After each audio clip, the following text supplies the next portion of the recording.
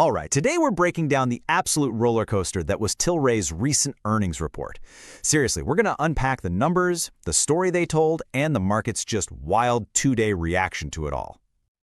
So picture this, October 9th, the earnings print hits and boom, the stock just explodes. We're talking a surge of over 22% on just massive volume. I mean, nearly 300 million shares traded hands. That completely dwarfs its daily average. Just a huge, huge move. But then, just as quickly as it started, the party was over. The very next day, the stock just cratered. It gave back pretty much all of those gains, dropping over 18% and still on heavy volume. A classic, what we call a round trip. So what on earth is going on here? How can you have a stellar report followed by a massive reversal like that? Was it a good report or just some kind of head fake? And more importantly, what's the real story for the stock? All right, let's get into it. Okay, first things first. Let's look at the headline numbers. You know the stuff that sparked that initial really powerful rally? This is exactly what got the trading algorithms and, frankly, the day traders so excited in the pre-market. And you can see why. It was a clean beat on both the top and the bottom lines. Revenue came in about $4 million ahead of what everyone was expecting. But the real shocker? That was the earnings per share.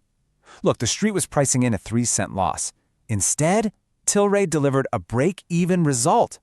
That surprise swing from a loss to zero is a super powerful headline, and it's something the market absolutely loves to see. But you and I know the headline never ever tells the whole story, right? So let's dig a little deeper. We're going to move into the segment breakdown to see what's really going on under the hood of this business. And right away, you see something interesting. Tilray isn't your typical cannabis pure play anymore, not by a long shot. They're really a diversified consumer packaged goods business. And get this, for the first time ever, it was their European distribution arm that was the single biggest chunk of their revenue this quarter. Yeah, bigger than their cannabis sales, bigger than their beverage sales. Okay, but here's where things get a little more complicated. The gross margin. It compressed, dropping from 30% last year down to 27% this year. Now, management explained this. They pointed to a shift in their sales mix toward lower-margin cannabis products, plus, the cost of integrating those big beer brands they bought. This is a key detail. This is the kind of thing the bears, the skeptics, would have absolutely latched onto. But on the flip side, check out this number. It shows a laser focus on efficiency. Even with that margin pressure we just talked about, they managed a $34 million year-over-year improvement in their operating cash use. That is a huge swing. It makes their balance sheet so much stronger, and it proves they're making real, tangible progress on controlling their costs. So when you have a noisy quarter like this one, what management says on the earnings call becomes absolutely critical. They really have to frame the narrative. And that's what they did. They painted a picture of profitable growth and real operational resilience. Yeah, the CEO, Irwin Simon, he didn't mince words at all. He came out and called it a record Q1. He was clearly trying to position the company not just as a survivor, but as a business ready for its next big phase of expansion, especially if they get any help from regulators.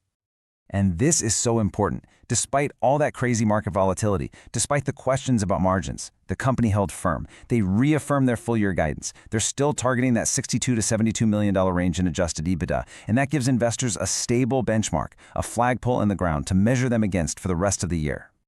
From there, management laid out their whole growth strategy. It's got a few different parts, but let's be honest, it's pretty clear that the biggest potential upside, the real game changers, are all tied to regulatory tailwinds. We're talking specifically about cannabis rescheduling here in the US and that slow but steady opening of markets all across Europe. Okay, so now let's try to connect the dots. We've got these solid, even if they're a bit nuanced, fundamentals. And then we have that absolutely dramatic two-day price action. So why the whiplash? What gives? Well, this timeline really tells the story. You see that classic buy the news spike, right? Totally fueled by that headline beat we talked about. But that immediate, sharp reversal, that suggests there were other factors at play here. Something bigger than just this one earnings report. This wasn't simply a case of investors changing their minds overnight. No way. And here's what we think is the key insight. The entire cannabis sector is just notoriously volatile. It's often driven by these huge sector-wide trading flows and the rebalancing of major ETFs. So that super fast reversal probably wasn't about the market suddenly changing its mind on Tilray's pretty solid quarter. No, it was more likely about broader market mechanics, big funds moving money, and of course, simple profit taking. So let's put it all together. You've got the strong earnings print, you've got management's confident story, and then you've got all that market noise. Factoring all that in, what's our call on Tilray from here? What's the takeaway? All right, here it is. We are initiating our view on Tilray with an outperformer rating. And just so we're all on the same page, what we mean by outperform is that we expect the stock to beat its sector average over the next 12 months. And our thinking here is really built on three core pillars. First, they have a strong balance sheet. With around $265 million in cash and very little net debt, that provides a pretty solid floor for the stock. Second, you have those multiple regulatory catalysts in both the US and Europe.